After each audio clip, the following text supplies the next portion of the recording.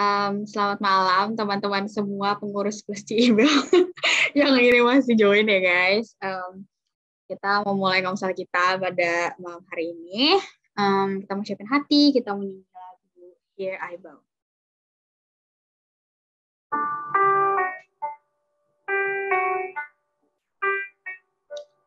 Where would I go to the throne of mercy? Where would I kneel but at this birth of grace? How great the love, how strong the hand that holds us. Beautiful, so beautiful. So here I bow to lift you high, Jesus, be glorified in all things. For all my life, I am yours, forever yours. There is a King who bore the scars of heaven. There is a Son who came in grace and truth. How great the love that carries us to kindness. Wonderful, you're wonderful. So here I bow to lift you high, Jesus, be glorified in all things. For all my life, I am yours, forever yours.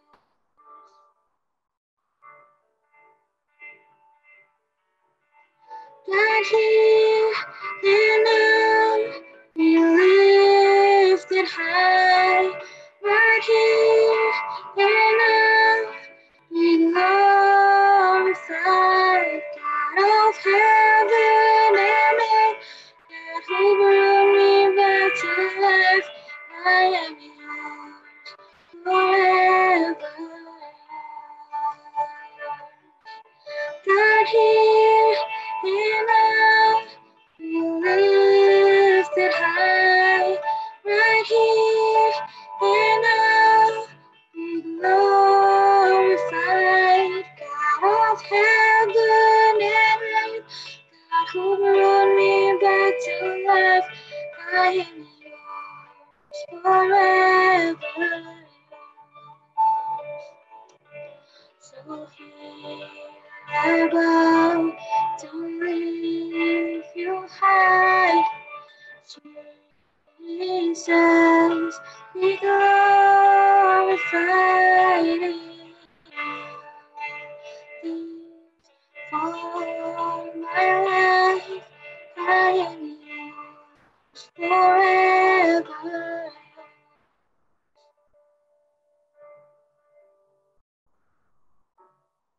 So here I bow to lift you high, Jesus, be glorified in all things. For all my life, I am yours, forever yours. Teman-teman, mari kita berdoa.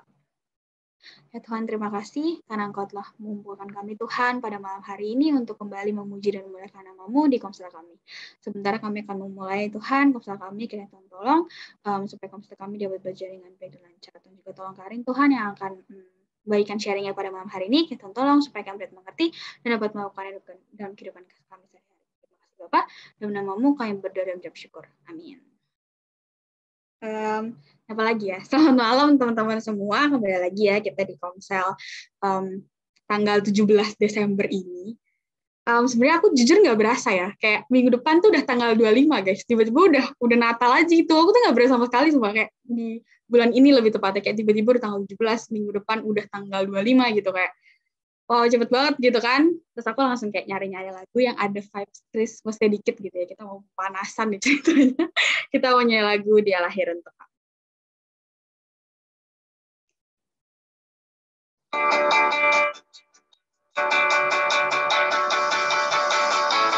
Dia lahir untuk kami, Dia mati untuk kami, Dia bangkit bagi kami semua.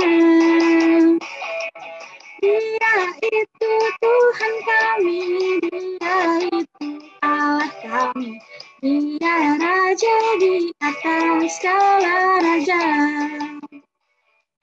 Dia itu firman Allah yang turun ke bumi, yang jadi sama dengan manusia. Dia Yesus sobat kami, Dia Yesus Tuhan kami, Sang penebus juru selamat dunia. Dia lahir untuk kami, Dia mati untuk kami, Dia bangkit bagi kami semua. Dia itu Tuhan kami, Dia itu Allah kami, Dia Raja di atas segala raja. Dia itu firman Allah yang turun ke bumi, yang jadi sama dengan manusia. Dia Yesus sobat kami, Dia Yesus Tuhan kami, Sang penebus juru selamat dunia. Dia itu firman Allah yang turun ke bumi, yang jadi sama dengan manusia.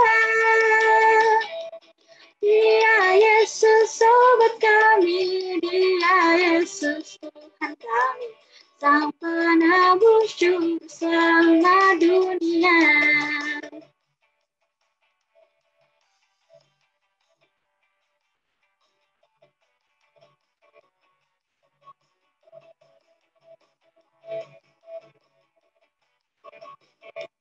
Dia itu firman Allah yang turun ke bumi, yang jadi sama dengan manusia.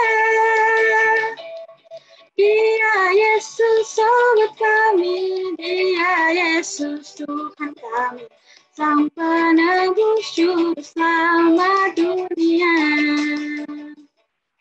Sang penebus juru selamat dunia. Sang penebus juru selamat dunia.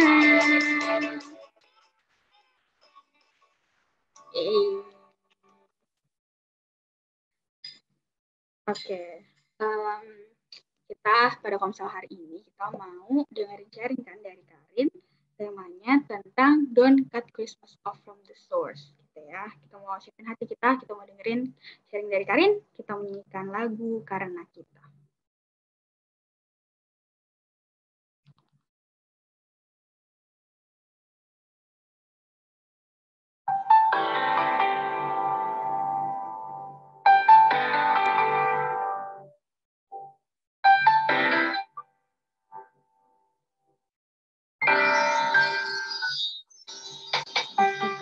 Kita merindukan Natal, hadiah yang indah dan menyenangkan.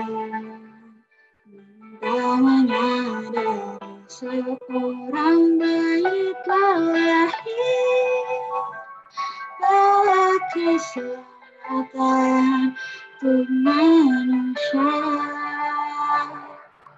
Itu pun berlalu dan kita pun tahu anugerah yang besar dari Bapa, menyerahkan anaknya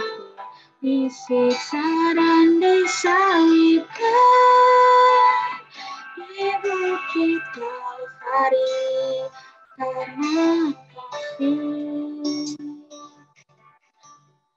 Karena kita dia menderita, karena kita jadi salibkan, agar dunia yang hilang diselamatkan dari hukuman kekal.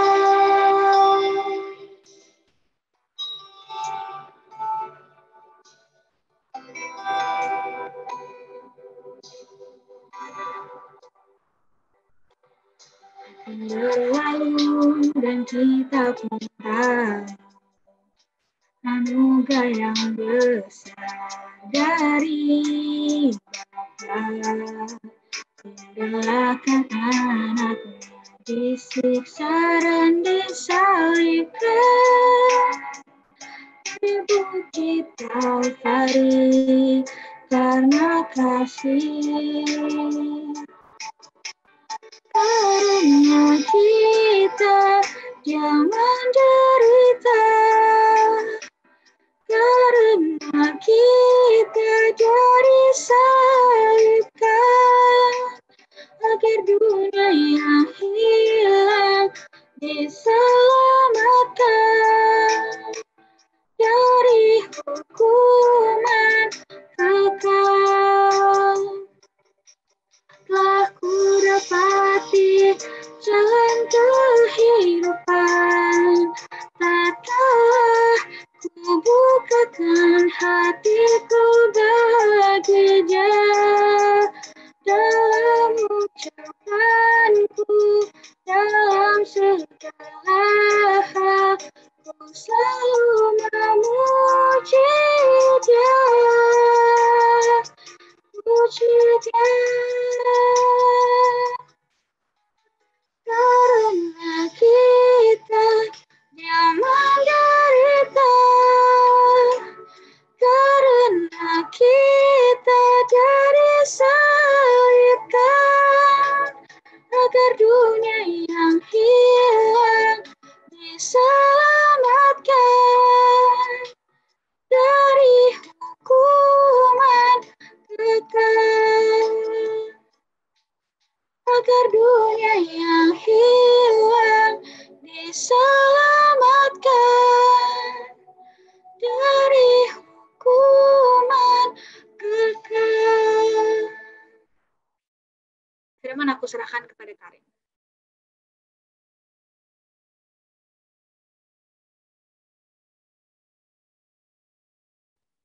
Oke teman-teman, mari kita bersatu dalam doa. Tuhan Yesus, terima kasih karena Tuhan telah pimpin setiap dari kami ya Tuhan, para pelayan-Mu, para hamba-Mu, sehingga kami bisa berkumpul bersama di ibadah komsel pada malam hari ini. Kiranya Tuhan pimpin aku, kiranya Tuhan pimpin setiap yang akan aku sampaikan bisa menjadi pedoman dalam kehidupan teman-teman yang mendengarkan. Terima kasih Yesus, kami telah berdoa dan ucap syukur. Amin. Oke, suaraku jelas? Oke. Jujur aku hari ini deg-degan banget karena kayak aku terakhir sharing tuh udah lama banget. Nggak lama banget sih, maksudnya udah jauh lah gitu. Ya, kok aku ini sih? Aku di sini macet. Di kalian macet gak? Suaranya enggak, Korin, aman. Oh ya udah, oke. Oke deh. Jadi kalau aku akan membawakan sharing tentang Don't Cut Christmas Off from the Source. Kalau di bahasa Indonesiain kayak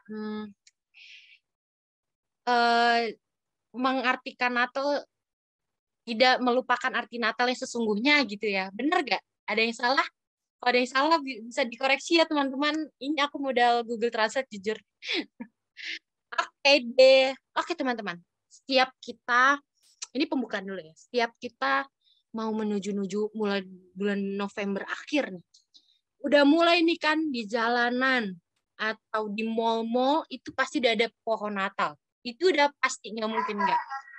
Atau enggak di jalanan udah ada kelap-kelip atau udah ada yang jual-jual pernak-pernik untuk hari Natal. itu suatu apa ya dibilangnya tuh ikonik gitu ya, yang biasa itu orang-orang di rumah masing-masing pun itu pasti akan membuat sesuatu itu karena itu menandakan apa ya ngomongnya ya, menjelaskan Natal itu seperti itu gitu dengan cara membuat pohon Natal di rumah atau membuat pernak-pernik gitu kan. Nah, dengan apa namanya tuh kalau di hari Natal itu biasanya kita merayakan Natal tuh udah sibuk di gereja dengan buat kayak drama musikal atau nyanyi kompilasi atau baju-baju nuansa merah, hijau. Kan jarang kan kalau Natalan nuansa hitam gitu. Jadi kayak udah pasti tuh gak jauh-jauh dari apa sih namanya baju-baju warna kayak gitu. Terus uh, membuat acara-acara Natal di panti asuhan atau apa gitu kan. Nah, yang aku pengen lebih jelasin di sini itu gimana caranya kita mengartikan Natal itu menurut Alkitab gitu. Menurut Alkitab.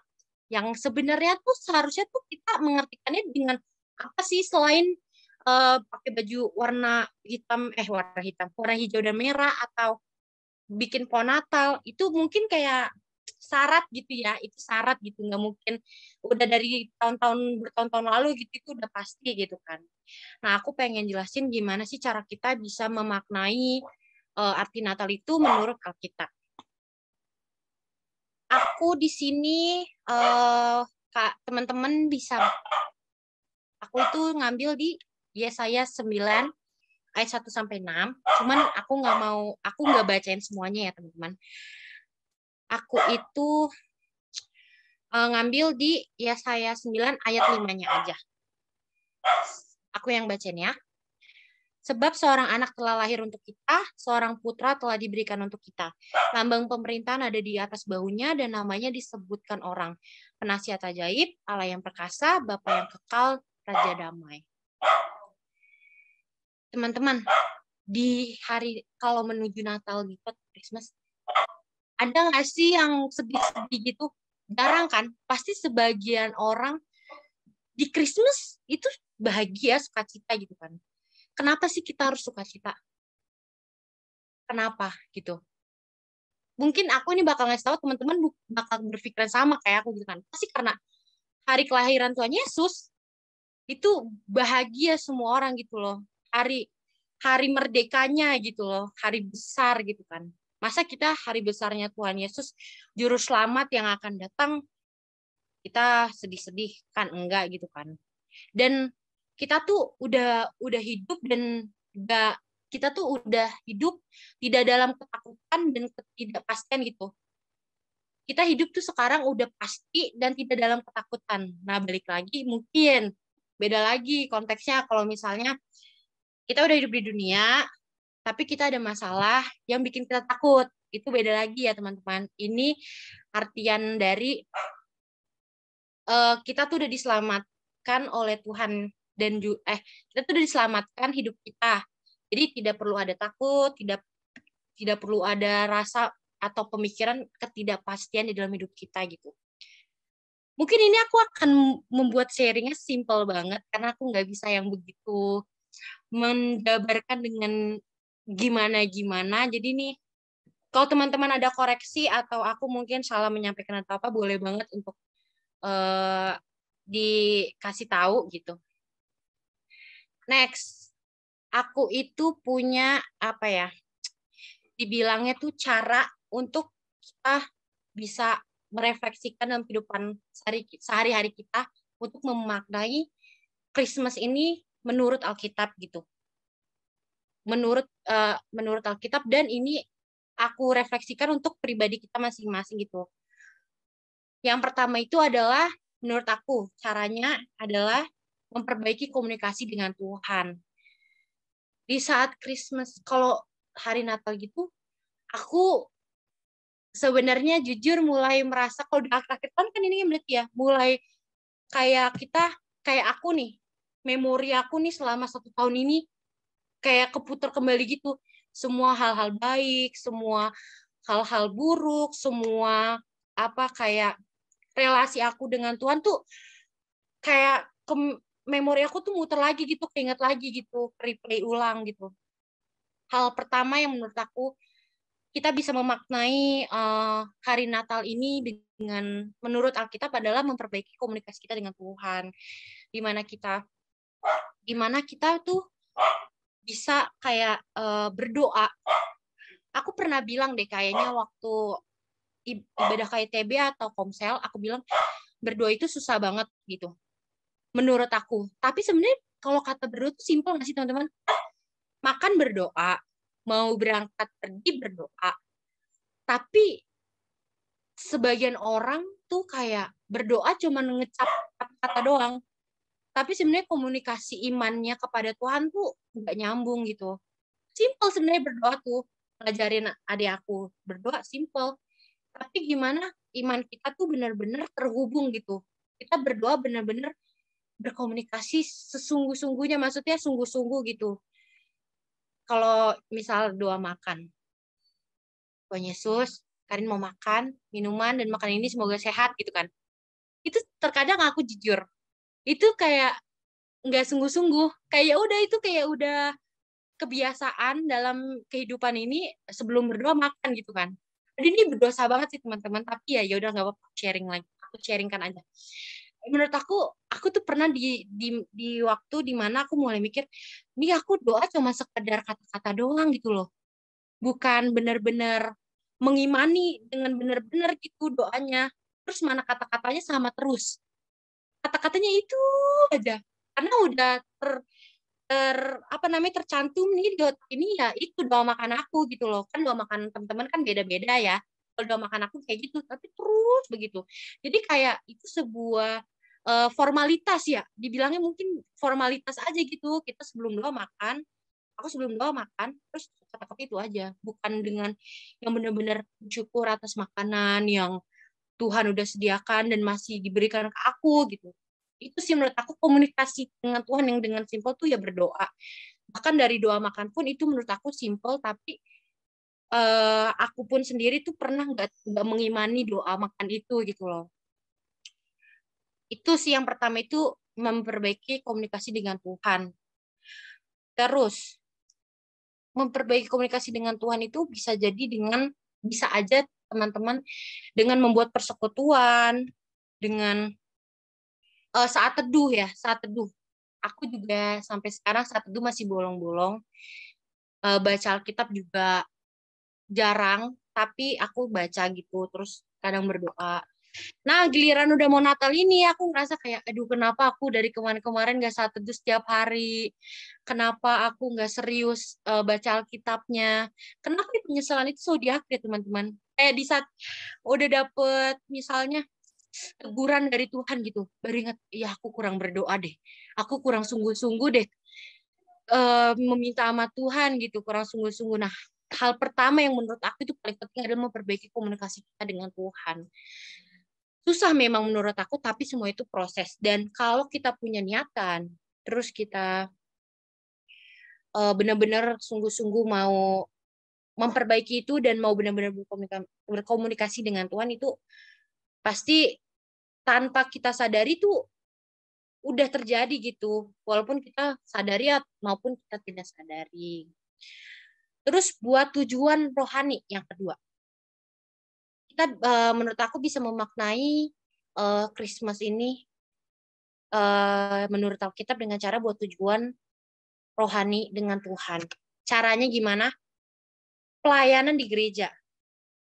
Dengan cara pelayanan di gereja itu secara terbiasa menjalin komunikasi dengan Tuhan. Komunikasi yang baik menandakan kedekatan Anda dengan Tuhan dan bagaimana Anda mengandalkan Tuhan di dalam kita mengandalkan Tuhan di dalam circle kita, di dalam kelompok kecil kita gitu. Setelah kita mendengarkan firman Tuhan, setelah kita berdoa sama Tuhan, gimana cara kita merefleksikan tujuan dari firman Tuhan dan kerohanian yang kita sudah dapatkan. Yaitu dengan cara menyalurkan di kehidupan ini gitu kan, dengan cara pelayanan. Pelayanan yang simple, asyir. Itu menurut aku pelayanan simple tapi itu berarti karena kita benar-benar memberikan diri kita untuk melayani Tuhan dengan di bagian itu gitu.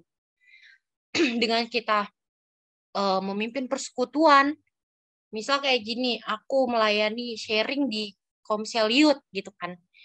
Itu salah satu tujuan rohani atau tujuan dari apa yang aku udah dapetin dari firman Tuhan, dari aku berdoa, dari aku mempersiapkan ini gitu, dari pengalaman-pengalaman aku tentang firman Tuhan gitu. Ini adalah tujuan dari firman Tuhan, dari tujuan dari rohani kita gitu. Oke. Terus yang ketiga, aku punya 3 ya. Ini yang terakhir, yaitu merenungi makna Natal dengan introspeksi diri. Kenapa aku bilang kayak gitu? Karena kalau kita belum sadar dengan diri kita sendiri, gimana kita mau menyalurkan kepada orang lain gitu, kepada teman kita, ke keluarga kita, kalau kita belum paham arti Christmas sendiri tuh dari pribadi kita sendiri. Aku pas mempersiapkan Komsel hari ini, sharingnya tuh bingung sebenarnya. Ini sebenarnya kan apa namanya, simple ya temanya, terus aku artiin bahasa Indonesia kayak simple, tapi ternyata setelah aku persiapkan, kok susah ya, aku bingung mau nyampein apa gitu awalnya kan. Terus aku kayak cari-cari searching dari kayak buku-buku renungan gitu kan di Google, cari kayak tips-tips atau gimana sih cara memaknai Christmas ini menurut firman Tuhan gitu kan. Dengan yang keluar tuh salah satunya dari banyak macam, aku ngambilnya merenungi makna Natal dengan cara introspeksi diri gitu. Introspeksi diri saat Natal bersama keluarga juga merupakan bentuk memaknai kelahiran Yesus ke dunia dan pengorbanannya untuk manusia. Setelah kita dari diri kita sendiri, menurut aku hal terdekat dari diri kita sendiri kepada Tuhan ya keluarga. Gimana cara kita bisa memaknai Natal ini dengan kekeluargaan gitu. Kan keluarga aku kan rada-rada seneng-seneng tengkar gitu kan. Nah, itu sulit banget memang menurut aku. Sulit banget untuk kayak memaknai ini Christmas nih, kalau bisa nih kita 1 bulan tuh jangan ada berantem gitu. Maksudnya menghindari percekcokan gitu kan. Tapi ternyata susah teman-teman. Tapi ada satu ketika di mana memang benar-benar kayak Tuhan tuh ngasih, kita tuh ini hari kagak ada berantem gitu. Kayak aku tuh sempet kayak berdoa gitu, Tuhan aku mau di hari Natal bulan ini kita jangan ada berantem deh sama ibu, sama kakak, sama ayah, sama Adin gitu kan. Tapi Tuhan ngasih jawaban hari ini teman-teman. Selain aku ke kampus, aku pulang kita nggak ada ya cekcok yang gimana banget gitu ya, biasalah sindir-sindiran dikit, tapi nggak yang se separah nggak parah juga sih, maksudnya nggak yang kayak biasanya gitu. Itu kayak aduh aku hari ini capek banget, kalau bisa menuju Natal ini aku nggak mau marah-marah gitu, mau ngurang-ngurangin gitu biar memaknai hari Natal ini dengan penuh sukacita gitu. Apalagi kan aku mau sharingin tentang hal ini ke teman-teman. Kalau misalnya dalam kehidupan aku belum terjalankan kan rada kentang ya, rada kayak masa di dalam kehidupan gue aja belum berhasil, gue mau sharingin ke orang gitu kan. Dan selalu tiap aku tuh mau sharing komsel tuh, Tuhan kasih jawabannya tuh di hari itu juga aku sharing, atau enggak di satu hari sebelum aku mau sharing. Jadi benar-benar itu sebuah kayak ketiba-tibaan gitu. Itu sih hal-hal yang menurut aku kita bisa memaknai Natal ini menurut Alkitab. Yang pertama itu memperbaiki komunikasi dengan Tuhan. Yang kedua adalah buat tujuan rohani kita. Buat tujuan ke depannya, gimana cara kita bisa menyalurkan apa yang telah kita dapatkan melalui firman Tuhan kepada orang-orang di luar sana. Terus yang ketiga adalah merenungi makna Natal dengan mengintrospeksi diri sendiri, lalu kita bisa mengintrospeksi bersama-sama gitu, dari keluarga keluar lagi di pertemanan. sahabat dulu deh. Sahabat, terus baru ke orang-orang sepelayanan, satu gereja kayak kita ini gitu kan. Itu sih. Jadi kiranya kita bisa memaknai hari Natal itu nggak hanya untuk happy-happy, nggak hanya untuk bikin sebuah party, Christmas party gitu, enggak gitu ya teman-teman. Tapi gimana cara kita bisa lebih mengimani makna Natal ini dengan menurut apa yang sudah tertulis di Alkitab gitu. Itu aja sih sharing dari aku. Sorry kalau misalnya kayak terlalu cepet atau gimana-gimana. Ya, seperti inilah yang bisa aku sampaikan. Thank you. Mungkin teman-teman ada yang mau sharing atau mau menambahkan, boleh banget.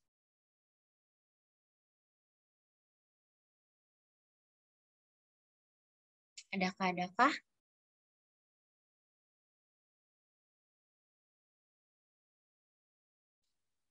Oke, kalau nggak ada, aku tutup dalam doa. Mungkin pas nanti kita sharing pokok doa kali ya, biasa langsung terpintas. Oke, aku pimpin dalam doa ya. Mari kita bersatu dalam doa. Tuhan, terima kasih karena Tuhan telah pimpin aku dan menyampaikan firman-Mu pada malam hari ini. Kiranya apa yang telah aku sampaikan bisa teman-teman mengerti dan teman-teman refleksikan, serta kiranya pribadi dari masing-masing kita ya Tuhan bisa memaknai hari Natal tahun ini dengan lebih mengimani akan Engkau ya Tuhan. Tuhan berkati teman-teman kami juga ya Tuhan yang telah hadir maupun yang belum hadir pada malam hari ini. Terima kasih Yesus, kami telah berdoa dan ucap syukur. Amin. Oke teman-teman, aku mau sedikit ada pengumuman. Aku minta waktunya sebentar ya Civeve. Aku mau ada pengumuman teman-teman, kapan hari kan aku sempet share di ini hari ini ada siapa aja, coba bentar. Ada tambahan Nindi, Melia, oh ya Nindi dan Melia ya. Kapan hari aku pernah share ke grup tentang ibadah Natal di Damai Sejahtera. Kita dapat undangan di hari Minggu di jam 4 sore ya kan Niko kalau nggak salah. Jam 16 ya? 4:30, Rin. Oh, 4:30. 4:30 sore. Itu kita dapat kuota 10 orang. Maksimal 15 orang. Kira-kira teman-teman ada yang bisakah untuk kita ikut? Ntar kita berangkat dari gereja jam 4. Jam 3-an. Jauh nggak sih Damai Sejahtera? Macet ya? Oh, ntar pokoknya kalau untuk jam mungkin akan kita kasih tahu menyusul di grup. Dan besok pagi atau malam ini. Kira-kira teman-teman adakah yang bisa ikut untuk join kita bareng-bareng? Yang udah pasti bisa ya, yang udah ikut join ada aku, Aniko, Cicepi, Civeve, bisa? Aku belum pasti sih, tapi aku usahakan ya. Oke, Civeve, Nia? Besok tuh ada, Minggu ya? Minggu. Bisa sih harusnya. Oke, tuh, tambah Nia. Boleh bantu di list Civeve, maksudnya yang udah, nih yang sekarang ini bisa. Cicepi udah pasti ikut. Terus Nindi dirimu bisa join gak nih? Di hari Minggu setelah ibadah Minggu. Itu di jam 4:30 acaranya mulai, tapi kan kita berangkat lebih dulu. Nindi bisa? Oke, sambil nunggu Nindi, Mei. Ini aku sebutin satu-satu aja ya teman-teman, biar sekalian rampung. Meli, ya. Iya Kak, aku lagi di jalan mau arah pulang, jadi kayak soalnya lagi di jalan juga. Oh, yaudah, oke. Sip, hati-hati ya, Dek. Kalau Ci Ibel? Ibel kan di Karawaci, Rin. Oh, Ci Dia Ibel di nggak balik minggu Karawaci. ini. Iya. Oh, Iya, yaudah, sorry, oke. minggu ini nggak pulang aku. Sip, oke. Berarti sebagian besar yang join hari ini bisa ya teman-teman. Mungkin ntar aku akan infokan kembali siapa-siapa jangan ada yang ikut dan berangkat bersama di gereja kumpulnya jam berapa. Oke deh, thank you. Itu aja pengumuman dari aku. Aku kembalikan kepada Civeve. Oke, thank you Rian, thank you juga buat sharingnya, thank you juga buat pengumumannya.